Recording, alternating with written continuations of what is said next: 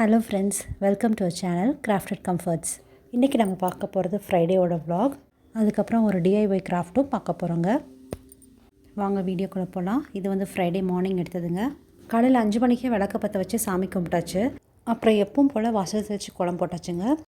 அப்புறம் 6:45 மேலே தாங்க சமையல்லாம் முடிச்சதுக்கப்புறம் ஹஸ்பண்ட் ஆஃபீஸ் கிளம்புனதுக்கப்புறமா நிலை வாசலுக்கு மட்டும் பொட்டு வச்சுட்டு இருந்தேன்.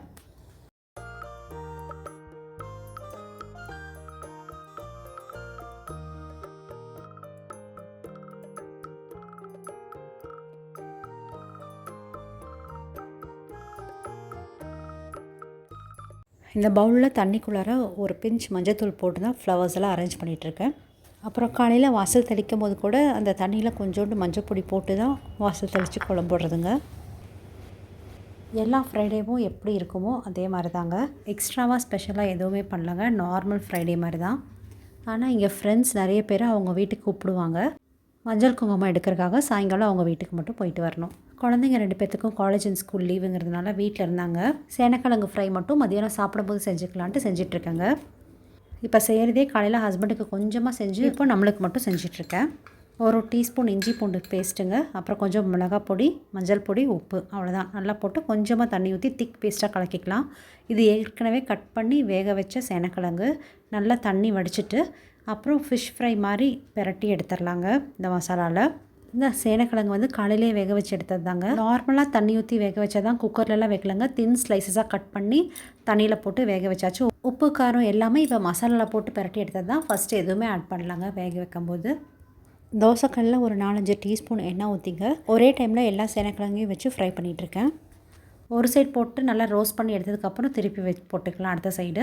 இது க்ளோஸ் பண்ணியெல்லாம் வேக வைக்க வேண்டியது இல்லைங்க. இப்படியே வேக வச்சாலே போதும். ஏற்கனவே 3/4 குக் ஆயிடுச்சு. ஒரு 5 to 10 மினிட்ஸுங்க மேக்ஸிமம். அதுக்குள்ளேயே எல்லாமே வெந்துருச்சுங்க.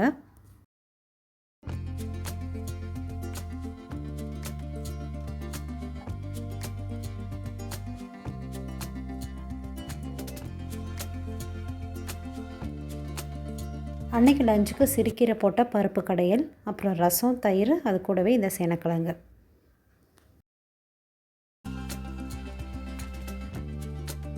இன்றைக்கி சாயங்காலம் 4 மணிலேருந்து vlog கண்டினியூ ஆகுதுங்க. டின்னருக்கு தக்காளி பிரியாணி தான் பண்ணிகிட்ருக்கேன். கொஞ்சம் மைல்டாக மசாலா இருக்கிற மாதிரி தான் பண்ணிகிட்ருக்கேன். முன்னாடியே சொன்ன மாதிரி ஃப்ரெண்ட்ஸ் வீட்டுக்கு போகணுங்கிறனால கொஞ்சம் சீக்கிரமாகவே செஞ்சிடலான்ட்டு பண்ணிகிட்ருக்கேங்க. அதுக்கு வந்துங்க கொஞ்சோண்டு புதினா, கொஞ்சோண்டு கொத்தமல்லி, 2 பச்சை மிளகாய், இதெல்லாம் க்ளீன் பண்ணி கழுவி எடுத்து வச்சிட்ருக்கேங்க. அரிசி வந்து எப்போவுமே இந்த கண்டெய்னரில் ஸ்டோர் பண்ணி தான் உள்ளே எடுத்து வைப்பாங்க. இப்போ வந்து ஃப்ரெஷ்ஷாக அரிசி கொட்டி வைக்க வேண்டிய டைம் வந்துருச்சு. அதுதான் எடுத்து இந்த மூட்டை கட் பண்ணி அரிசி கொட்டி வச்சிட்ருக்கேன். இந்த வாட்டி அரிசி ஊர்லேருந்து வாங்கிட்டு வந்ததுங்க. ஸ்டெப்ஸ் கடையில் தான் எப்போவுமே அரிசி மூட்டை வைப்போம்.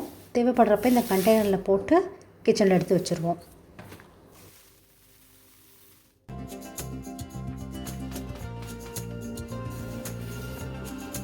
இப்போ சமையலுக்கு தேவையான அரிசி மட்டும் எடுத்துகிட்டு இந்த கண்டெய்னர் அப்படியே க்ளோஸ் பண்ணி வச்சுருவாங்க. அப்புறம் ஹஸ்பண்ட் சாயங்காலம் வந்ததுக்கப்புறம் அதை எடுத்து கிச்சனில் வச்சுடுவார்.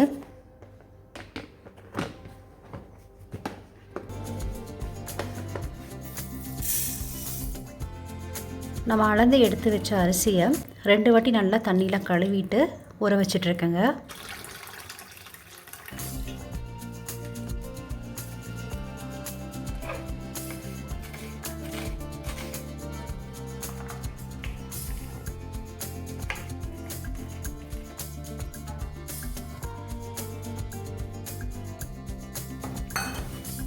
இன்றைக்கி வந்து இந்த சாப்பாடு ஃபுல்லாகவே நல்லெண்ணெயில் தான் செய்கிறேன். குக்கரில் ஒரு 4 டீஸ்பூன் ஆயில் ஊற்றிட்டுங்க.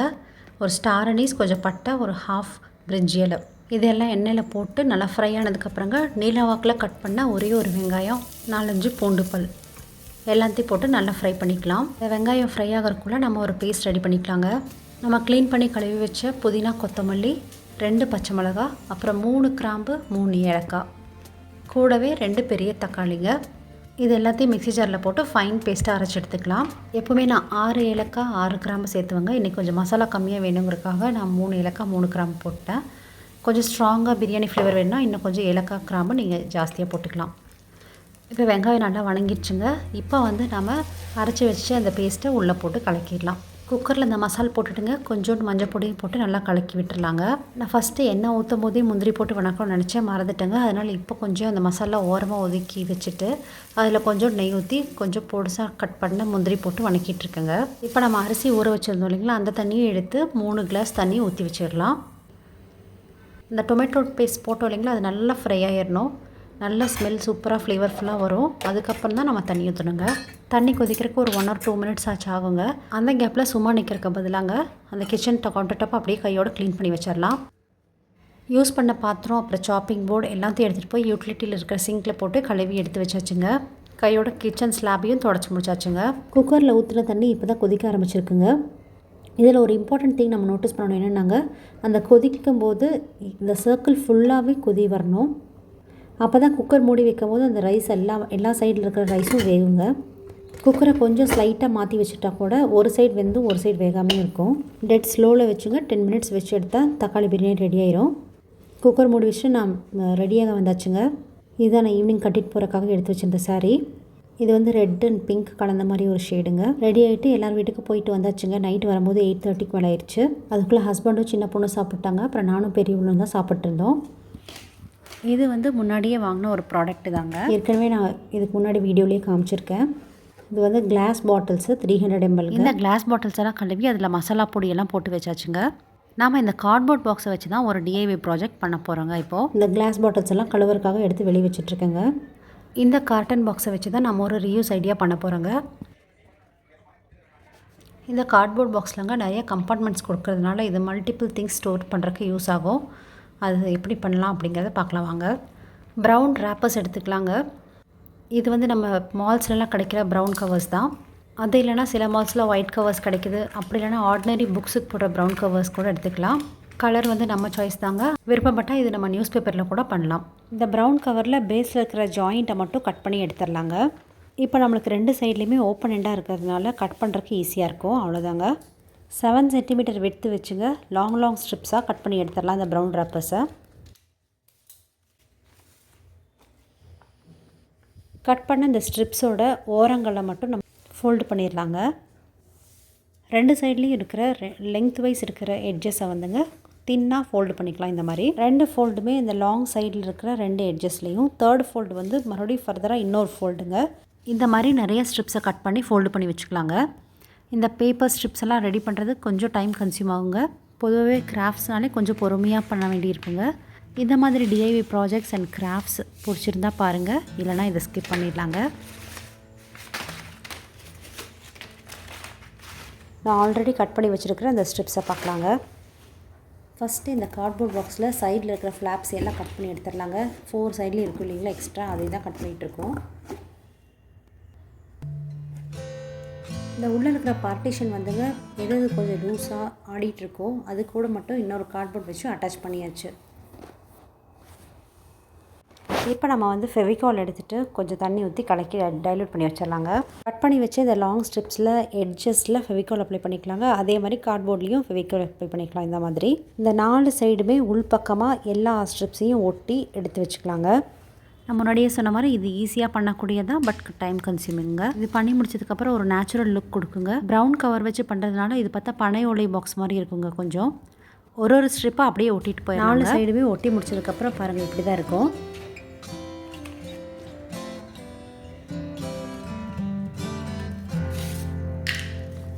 இப்போ வந்து நம்ம லெங்த் வைஸ் எல்லாமே ஒட்டி முடிச்சாச்சு. பிரெத் வைஸில் ஒரே ஒரு ஸ்ட்ரிப் ஒட்டிக்கலாம். எட்ஜில் மட்டும் கம் போட்டு ஒட்டிட்டுங்க. லெங்த் வைஸ் இருக்கிற ஷீட்ஸில் ஒரு ஸ்ட்ரிப் விட்டு இன்னொரு ஸ்ட்ரிப்பை கீழே அமுக்கி மடக்கி வச்சுட்டே வரலாங்க.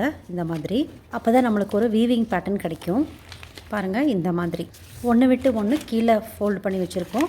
அதுக்கு மேலே இந்த பிரெத் வைஸாக போயிட்டுருக்க அந்த ஸ்ட்ரிப்பை ஒட்டிட்டுங்க. இதுக்கப்புறம் இந்த ஸ்டேஜில் மேலே ஃபேஸ் பண்ணிகிட்ருக்கிற ஆல்டர்னேட் ஷீட்ஸ் எல்லாம் அமுக்கி விட்டுறலாம். அப்போ தான் நம்மளுக்கு எக்ஸாக்ட் வீவிங் பேட்டர்ன் கிடைக்கும். இந்த பிரெத் வைஸ் இருக்கிற ஸ்ட்ரிப் வந்து தீர்ந்துருச்சுனாங்க ஃபெவிகால் போட்டு அட்டாச் பண்ணிக்கலாம் வேறு ஒரு ஸ்ட்ரிப் வச்சு. இது வந்து அப்படியே த்ரூ அவுட் த பாக்ஸ் நம்ம ஃபாலோ பண்ணிகிட்டே வரணும். 4 சைட்ஸ்லேயுமே இந்த பிரெத் வைஸ் இருக்கிற ஸ்ட்ரிப்பு அப்படியே ரன் ஆகிட்டே இருக்குங்க. நம்ம வீவிங் பேட்டர்னை இது ஃபுல்லாகவே ஃபாலோ பண்ணிட்டு வரணும். ஒவ்வொரு இடத்துலையும் இந்த மாதிரி கம் போட்டு ஒட்டிக்கலாங்க. அப்போ தான் கொஞ்சம் ஸ்ட்ராங்காக இருக்கும்.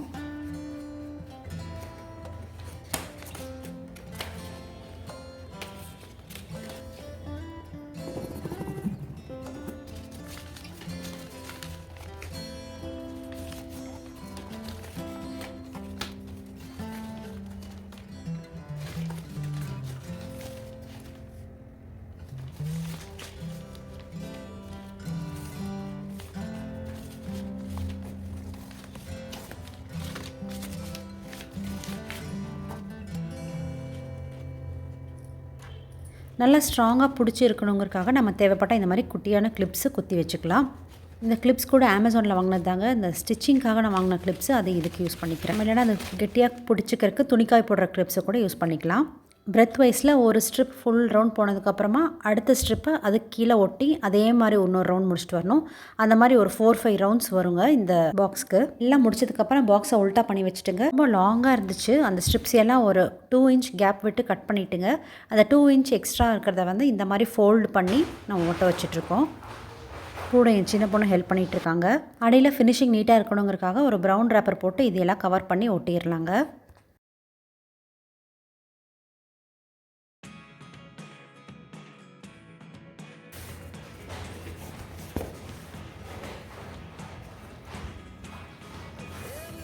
ரொம்ப அழகான ஒரு வீவிங் பேட்டர்னில் ஒரு பாக்ஸ் ரெடி ஆயிடுச்சு. இது பார்க்குறக்கு பனை ஓலையில் செஞ்ச ஒரு பாக்ஸ் மாதிரியே தெரியுங்க. இதோட லுக்கை இன்னும் கொஞ்சம் பெட்டர் ஆக்கிறதுக்கு இதுக்கு ஒரு பார்டர் கொடுக்கலாங்க. அதுக்கு நான் இப்போ எங்கிட்ட இருக்கிற ஒரு பேக் எடுத்திருக்கேன், குட்டி பேகு. இப்போலாம் அந்த குட்டி பேக் நிறைய அவைலபிளாக இருக்குங்க. கிளாத்தும் பாலித்தீன் கலந்த மாதிரி ஒரு மெட்டீரியல் நினைக்கிறேங்க. இந்த மாதிரி டிஃப்ரெண்ட் கலர்ஸில் கூட கிடைக்குதுங்க. அப்படி இல்லைனா ஏதாவது ஒரு அழகான ஒரு துணி கூட எடுத்துக்கலாம் நம்ம. அதை வந்து 2 இன்ச்சஸ் வித் கட் பண்ணி இந்த பார்டர்ஸ் ஃபுல்லாக இப்படி ஒட்டியாச்சுங்க. கபோர்ட்குள்ளே பாட்டில்ஸ் எல்லாம் டைரெக்டாக வச்சோம்னா விழுந்துருது, அப்புறம் ஒழுங்காக ஆர்கனைஸாக இல்லாத மாதிரி இருக்குங்க. அதுக்காக தான் இதை வந்து நம்ம இப்போ பண்ணியிருக்கோம், பாட்டில் ஆர்கனைசராக யூஸ் பண்ணிக்கலான்ட்டு. இந்த மாதிரி ஒரு ஆர்கனைசரில் போட்டு வச்சிட்டோம்னா இது ஆடாது, பாட்டில்ஸ் கீழேயும் விழுகாது. நம்மளுக்கு பாட்டில்ஸும் சேஃபாக ஒரே இடத்துல ஒரே கண்டெய்னருக்குள்ளே ப்ளேஸ் ஆகிருக்கும். பாட்டில்ஸ் எல்லாம் வச்சதுக்கப்புறங்க இதை அப்படியே எடுத்துகிட்டு போய் கபோர்டுக்குள்ளே வச்சிடலாங்க. இப்படி வைக்கிறதுனால பாட்டில்ஸும் மிஸ்பிளேஸ் ஆகாதுங்க, ப்ராப்பரான ப்ளேஸில் தான் இருக்கும். இதே பேட்டர்னை ஃபாலோ பண்ணி நம்ம இன்னொரு DIY ப்ராஜெக்ட் பண்ணலாங்க. இதை வந்து நம்ம டேபிள் மேட்டாவோ ப்ளேஸ் மேட்டாவோ யூஸ் பண்ணிக்கலாம். இதுக்கு முன்னாடி பண்ண அதே மெத்தட் தான், பட் கண்டெய்னருக்கு பதிலாக நம்ம வந்து இங்கே நியூஸ் பேப்பர் மேலே அப்படியே ஒட்ட போகிறோம் ப்ளெயினாக. இது வந்து செம ஈஸிங்க. நியூஸ் பேப்பர் ஃபோல்டட் ஷீட் ஒரே ஷீட் எடுத்துட்டுங்க, அது மேலேயே ஃபஸ்ட்டு ஒரு வாட்டி லென்த் வைஸ் எல்லா ஷீட்ஸையும் ஒட்டிட்டுங்க. அதுக்கப்புறம் பிரெட் வைஸை ஆல்டர்னேட்டாக பண்ணிட்டு போகிறோம். வீவிங் பேட்டர்ன் சேம் அதே தாங்க. இது பார்க்குறக்கு சிம்பிளாக இருக்குங்க, ஆனால் ஃபினிஷிங் வந்து ரொம்ப நல்லா வந்துருந்துச்சுங்க. பனை ஓலையிலலாம் கிடைக்கும் இல்லைங்களா, கண்டெய்னர்ஸு ஒரு இந்த மாதிரி ஷீட்ஸ் எல்லாம் கிடைக்கும், அதே மாதிரி தான் இருந்துச்சு பார்க்குறக்கு. பார்த்தா ப்ரௌன் ரேப்பரில் பண்ண மாதிரியே தெரியாதுங்க, ரொம்பவுமே ஒரு நேச்சுரல் லுக்கு கொடுக்குங்க இது. இந்த ஸ்ட்ரிப்ஸ் எல்லாம் வீவ் பண்ணி முடிச்சதுக்கப்புறங்க எக்ஸ்ட்ராஸ் எல்லாமே ஒரு 1 இன்ச் எக்ஸ்ட்ரா விட்டு கட் பண்ணிவிட்டு அப்புறம் ஃபோல்டு பண்ணி விட்டுக்கலாம் பேக் சைடில்.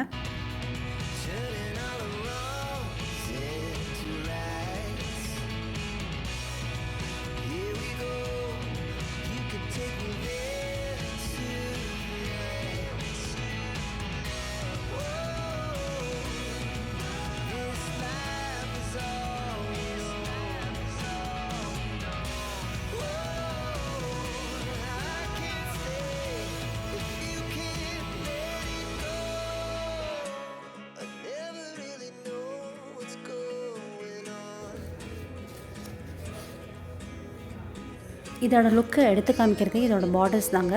அது மட்டும் கொஞ்சம் டீட்டெயிலாக காமிச்சிருக்கேன் எப்படி பண்ணுறதுன்ட்டு. அந்த பார்டர் கொடுக்குற அந்த ஸ்ட்ரிப்ஸங்க 2 சைடு எட்ஜையும் இந்த மாதிரி ட்ரையாங்கிள்ஸாக ஃபோல்டு பண்ணி கார்னரில் வச்சு அப்படியே ப்ளேஸ் பண்ணி ஒட்ட வச்சிடலாங்க. இந்த மாதிரி கார்னர்ஸில் பண்ணும்போது ஒரு நீட் லுக்கு கொடுக்குங்க. அப்புறம் லென்த் வைஸ் நார்மலாக இந்த நம்ம 7 சென்டிமீட்டர் கட் பண்ணோம் இல்லைங்களா ஸ்ட்ரிப்ஸு, அதே ஸ்ட்ரிப் தான் இங்கேயும் யூஸ் பண்ணியிருக்கோம். லென்த் வைஸ் ஃபுல்லாக ஒட்டிகிட்டே வந்துடலாம். பார்டர்ஸ் ஃபுல்லாகவே அதே மாதிரி ப்ளேஸ் பண்ணிடலாங்க.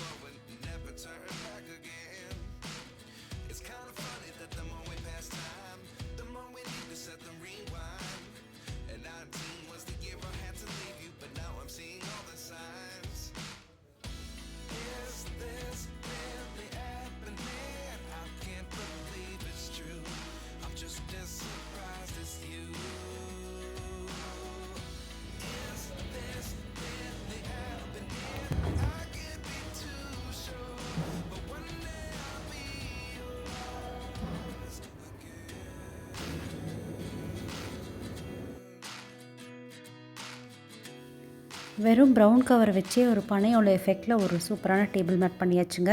இந்த வீடியோ யூஸ்ஃபுல்லாக இருந்திருக்கும்னு நினைக்கிறேன். பிடிச்சிருந்தா லைக் பண்ணுங்கள், சப்ஸ்கிரைப் பண்ணுங்கள், ஷேர் பண்ணுங்கள். Thank you so much for வாட்சிங்க.